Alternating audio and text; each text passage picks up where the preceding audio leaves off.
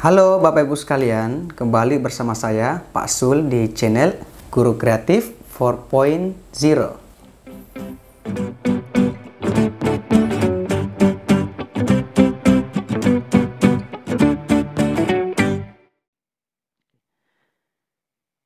Baik Bapak Ibu, bismillahirrahmanirrahim. Jadi untuk video kali ini kita akan bahas aturan terbaru mengenai seleksi P3K tahun 2022.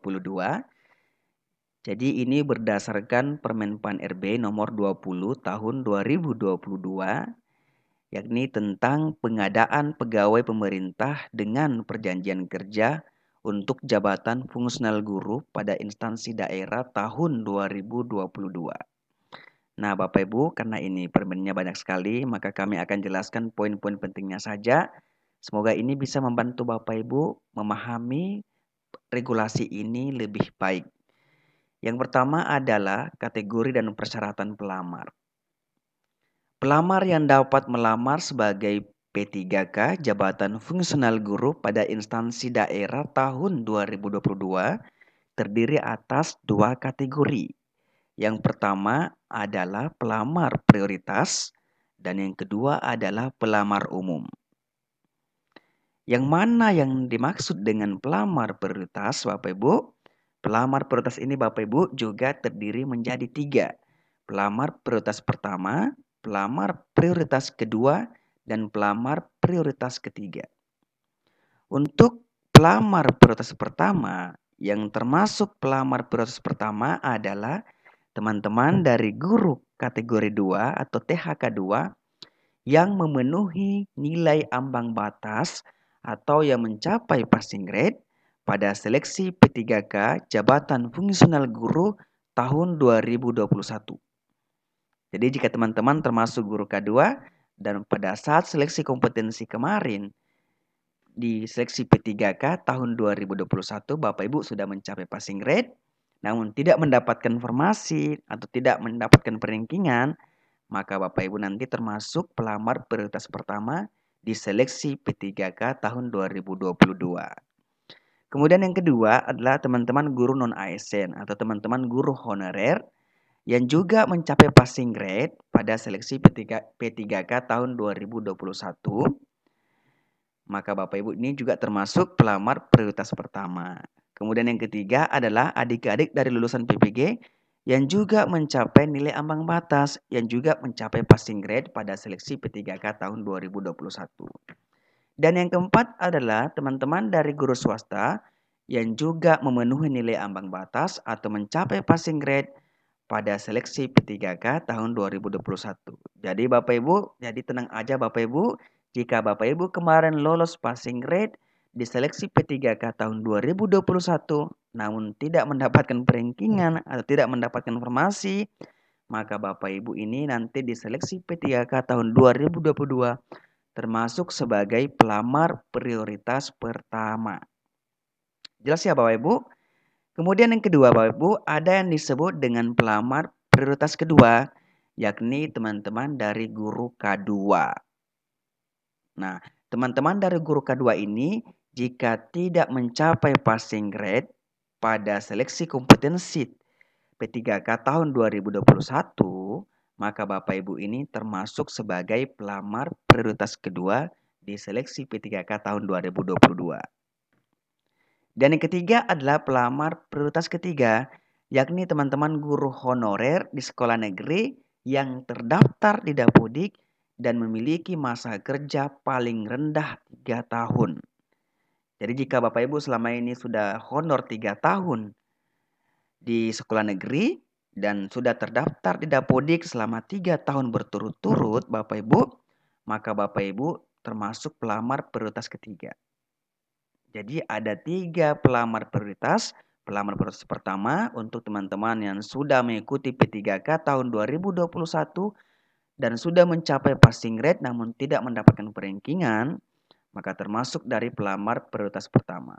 Pelamar prioritas kedua adalah teman-teman guru K2 yang belum mencapai passing grade pada seleksi P3K tahun 2021 atau sama sekali belum pernah mengikuti seleksi P3K, maka termasuk dari pelamar prioritas kedua. Pelamar proses ketiga adalah teman-teman yang saat ini honor mengajar di sekolah negeri dan terdaftar di Dapodik dan memiliki masa kerja paling rendah 3 tahun dan tidak lolos passing grade pada seleksi P3K tahun kemarin ataukah belum pernah mendaftar P3K sebelumnya, maka Bapak Ibu termasuk pelamar prioritas ketiga. Jadi jelas ya Bapak Ibu mengenai pelamar prioritas ini. Kemudian yang kedua ada yang disebut dengan pelamar umum, yakni adik-adik lulusan PPG yang terdaftar pada database kelulusan PPG di Kementerian Pendidikan, Kebudayaan, Riset, dan Teknologi. Ini yang masih fresh graduate. Kemudian yang kedua adalah pelamar yang terdaftar di Dapodik. Jadi jika baru-baru ini Bapak Ibu terdaftar di Dapodik, baru 2 tahun terdaftarnya di Dapodik, maka Bapak Ibu ini termasuk sebagai kategori pelamar umum. Namun jika terdaftar di Dapodik sudah 3 tahun, maka termasuk pelamar prioritas kategori ketiga. Pelamar prioritas ketiga. Namun jika hanya terdaftar di Dapodik 1 tahun yang lalu atau 2 tahun yang lalu, maka termasuk pelamar umum. Jadi ini bisa dipastikan bahwa teman-teman yang tidak terdaftar di Dapodik pada tahun ini tidak bisa mengikuti seleksi P3K tahun 2022. Jelas ya Bapak Ibu mengenai kategori pelamarnya. Dan yang kedua adalah seperti apa sih tahapan seleksinya? Seperti biasanya Bapak Ibu ini sama dengan tahun 2021. Ada 2, yang pertama seleksi administrasi, ini dilakukan untuk mencocokkan persyaratan administrasi dan kualifikasi dengan dokumen pelamaran. Yang kedua ada seleksi kompetensi, yang pertama ada kompetensi teknis Bapak Ibu, yang terdiri atas pedagogik dan profesional, yang sesuai dengan informasi yang Bapak Ibu nanti lamar. Kemudian kompetensi manajerial, kompetensi sosiokultural, dan yang terakhir adalah wawancara. Nah, seperti apa sih Bapak Ibu seleksi prioritas itu? Jadi yang termasuk sebagai kategori prioritas pertama, kedua, dan ketiga masuk di bagian seleksi prioritas. Yang pertama adalah seleksi kompetensi bagi pelamar prioritas pertama menggunakan hasil seleksi tahun 2021.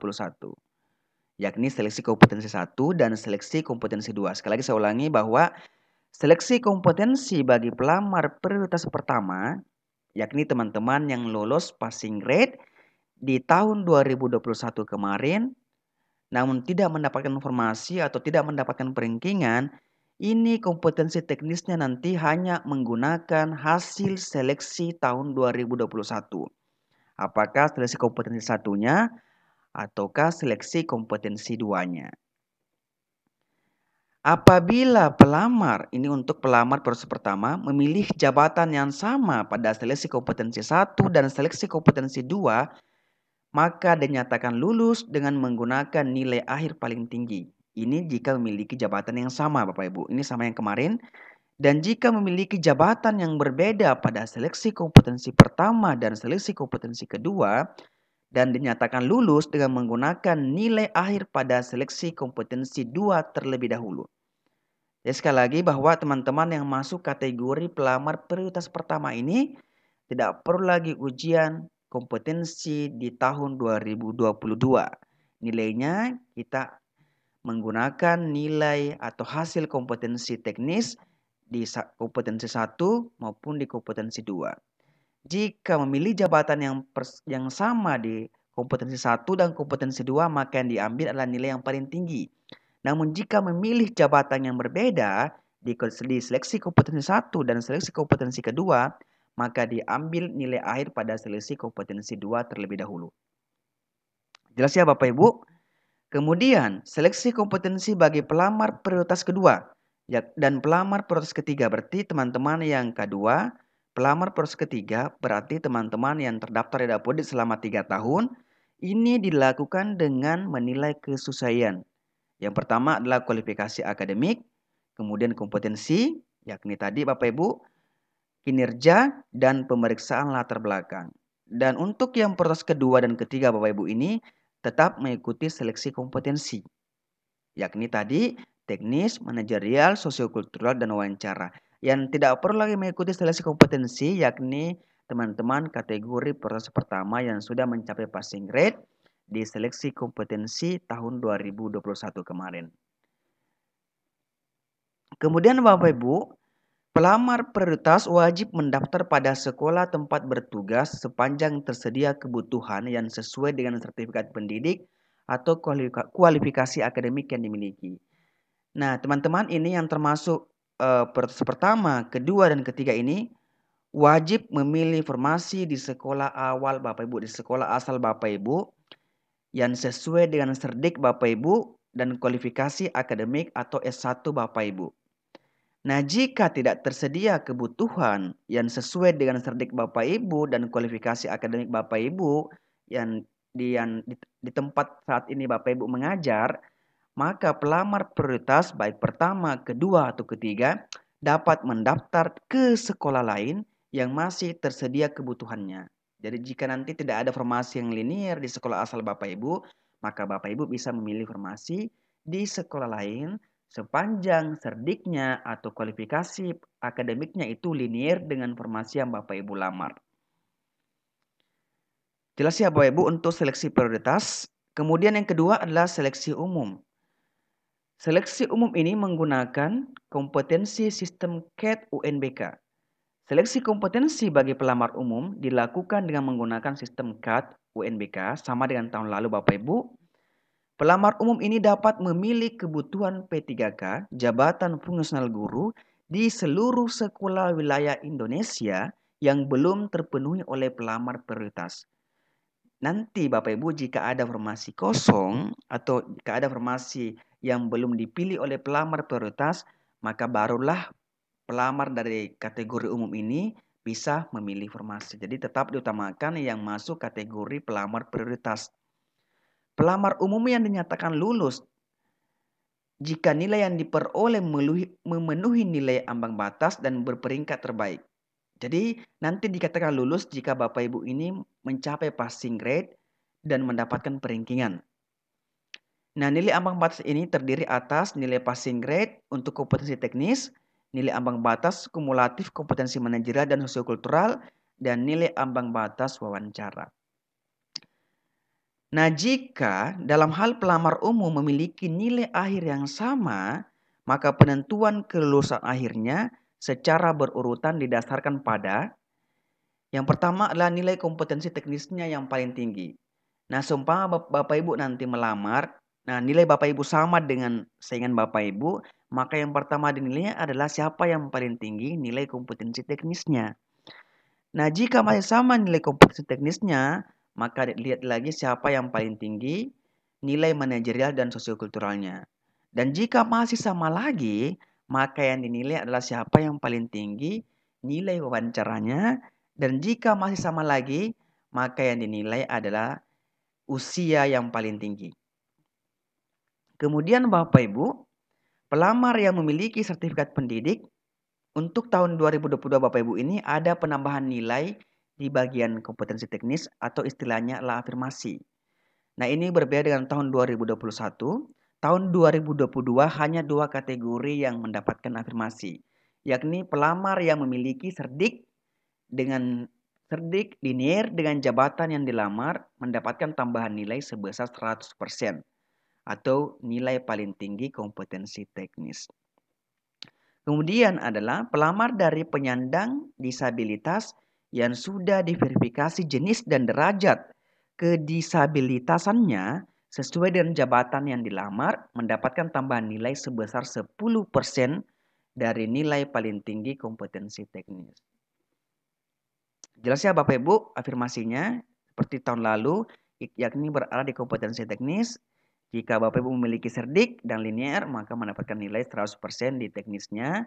Dan jika Bapak Ibu penyandang disabilitas, maka mendapatkan tambahan nilai 10% di kompetensi teknisnya. Nah, Bapak Ibu, karena ini sudah ada regulasi mengenai seleksi P3K tahun 2022, maka kami membuka simulasi dan kelas premium guru kreatif tahun 2022. Ini untuk teman-teman yang saat ini mempersiapkan diri mengikuti seleksi P3K tahun 2022. Dan jika Bapak Ibu berminat, Bapak Ibu silakan menghubungi kami melalui WhatsApp. Ini linknya https://wa.me garing 628539806284 atau Bapak Ibu bisa DM saya di Instagram, nama Instagramnya adalah @sulnana 2a-nya, atau ini linknya https://www.instagram.com/sulnana dan semua link ini kami akan sertakan di kolom deskripsi untuk memudahkan teman-teman menghubungi kami. Baik, untuk video kali ini cukup sekian dari kami dan semoga informasi ini bermanfaat bagi Bapak Ibu yang saat ini sedang mempersiapkan diri mengikuti seleksi P3K tahun 2022.